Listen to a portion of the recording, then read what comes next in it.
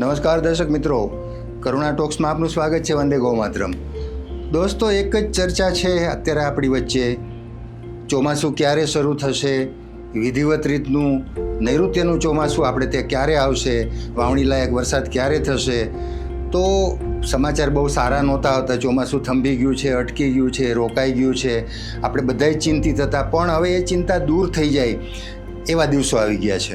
આપણે ભૂતકાળમાં પણ આ વિષય ઉપર ચર્ચા કરી હતી કે વિધિવત રીતે આપણે ત્યાં કેરળમાં ચોમાસું 1 જૂને શરૂ થતું હોય છે. આપણે આ નકશામાં પણ જોઈએ, 1 જૂને જે કેરળમાં જે ચોમાસું બેસતું હોય છે. આ વખતે પરિસ્થિતિ એવી થઈ કે એમાં 4 દિવસ મોડું થયું. જે કેરળમાં અહીંથી શરૂ થતું હોય છે ચોમાસું, કેરળથી પ્રારંભ થતું હોય છે નૈઋત્યનું ચોમાસું, એમાં 4 દિવસ મોડા થયા. એટલે 4 જૂને કેરળમાં વરસાદ આવ્યો. એટલે આપણે એવું માન્યું કે ભાઈ ઉપર આવતા 4 દિવસ મોડું થતું જશે અને આપણે ત્યાં આવતા 4 દિવસ 5 દિવસ મોડું થઈ શકે. પણ પરિસ્થિતિ એવી થઈ કે કેરળમાં તો 4 જૂને બેસી ગયું. પછી ત્યાંથી ગોવા આવવાની વાત હતી, કારણ કે દર વખતનો એનો જે ઉપર જે રીતે પશ્ચિમ બાજુ આગળ વધવાનો ક્રમ હોય છે, પશ્ચિમ ભારત બાજુ, તો પરિસ્થિતિ એવી આવી કે ગોવામાં 5મી જૂન જે નિર્ધારિત હોય છે, 1 જૂને કેરળમાં આવે, 5મી જૂને ગોવા પહોંચે.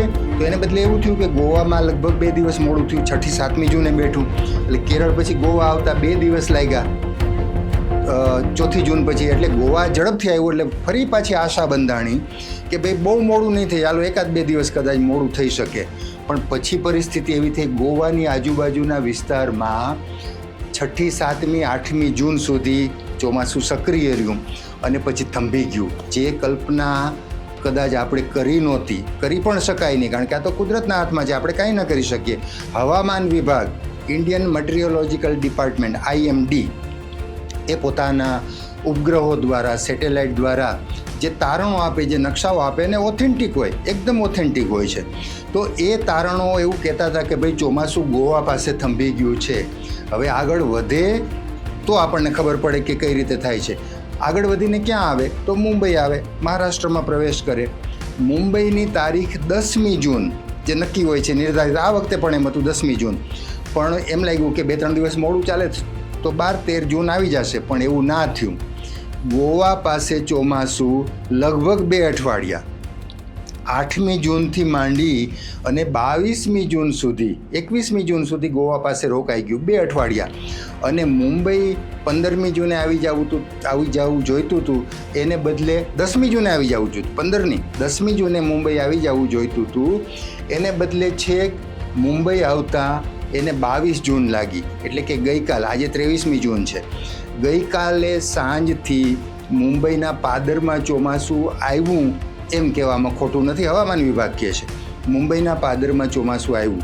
ગઈકાલના મારી પાસે જે મુંબઈના આંકડા છે, દક્ષિણ મુંબઈ કોલાબા વિસ્તાર જે હોય છે ત્યાં 49 મીમી વરસાદ પડ્યો, એટલે 2 ઇંચ.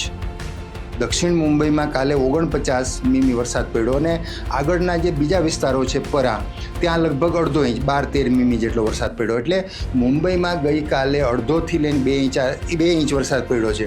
એટલે મુંબઈમાં ચોમાસું વિધિવત રીતે નૈઋત્યનું ચોમાસું બેસી ગયું છે. અને મુંબઈથી આવતા 3-4 દિવસ લાગે. દર વખતનો આપણો ક્રમ એવો છે. વિધિવત જે તારીખ નક્કી થઈ હતી આપણે ત્યાં ગુજરાતમાં ચોમાસું બેસવાની, ગુજરાતમાં ચોમાસું બેસવું એટલે દક્ષિણ ગુજરાતથી શરૂ થવું. વલસાડ છે, ધરમપુર છે, પારડી છે, એ બધા વિસ્તારોમાં 15 જૂન આસપાસ નૈઋત્યનું ચોમાસું ટકોરા દઈ દેશે એવી જે ધારણા હતી, એને બદલે હવે અત્યારે જે મુંબઈ પહોંચ્યું છે, ગઈકાલે મુંબઈ પહોંચ્યું છે, હજી 4 દિવસ લાગી શકે છે. 4 દિવસ. તો આપણે એમ માનીએ કે 27 જૂન આસપાસ ગુજરાતમાં પ્રવેશ કરે અને લગભગ 29-30 જૂન સુધીમાં આખા ગુજરાતને કવર કરી લે. ધનાધન જેને કહેવાય વાવણી લાયક વરસાદ, એ 29-30 જૂન સુધીમાં પડી જાય એવી ધારણા છે.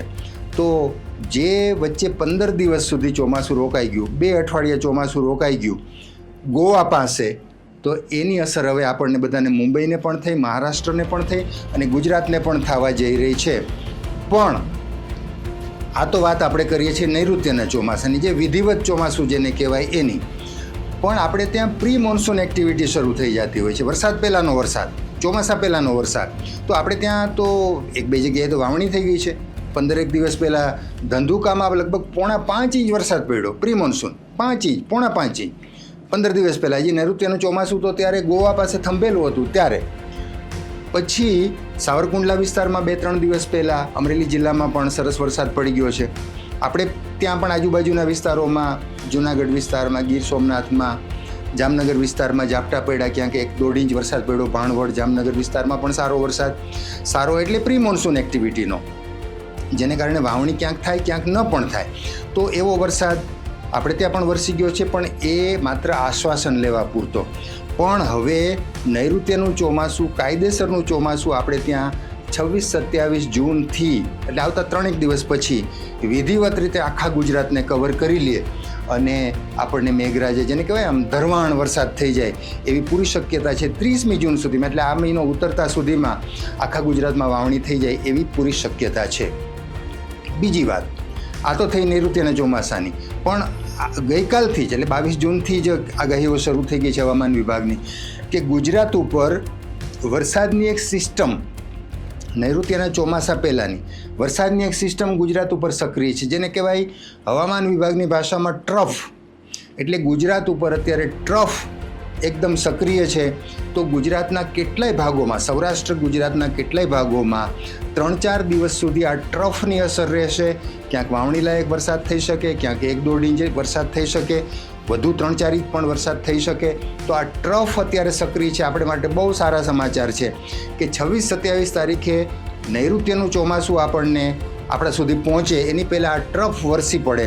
તો સતત 3-4 દિવસ જો ટ્રફ વરસે જુદા જુદા વિસ્તારોમાં, ત્યાં નૈઋત્યનું ચોમાસું આપણને ભટકાઈ જાય.